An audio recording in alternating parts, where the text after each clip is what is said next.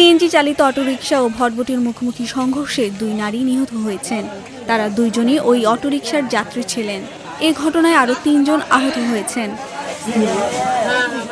রোববার দুপুরে দেওয়ানগঞ্জ থেকে জামালপুরের দিকে যাওয়ার পথে এই দুর্ঘটনা ঘটে।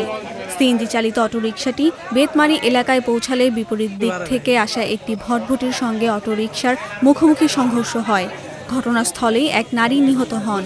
গুরুতর আহত অবস্থায় আরেক নারীকে জামালপুর জেনারেল হাসপাতালে নেওয়ার পথে তার মৃত্যু হয়।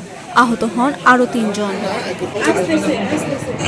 আহতরা হলেন মোহাম্মদ মুজিবর, জীবন মিয়া ও তুষার মিয়া। তাদের বাড়ি দেওয়ানগঞ্জ উপজেলার কাঠারবিল এলাকায়। তারা বর্তমানে জামালপুর জেনারেল হাসপাতালে চিকিৎসাধীন। পুলিশ জানায়, দুর্ঘটনায় আহত ৫ জনকে হাসপাতালে আনা হয়েছে। এর মধ্যে ২ নারী আগেই মারা যান।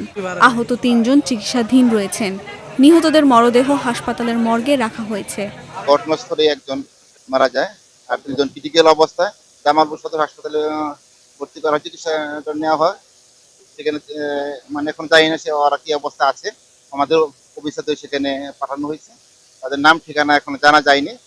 পুলিশ আরও জানায়, নিহতদের পরিচয় শনাক্তের চেষ্টা চলছে। দুর্ঘটনার কারণ খতিয়ে দেখা হচ্ছে।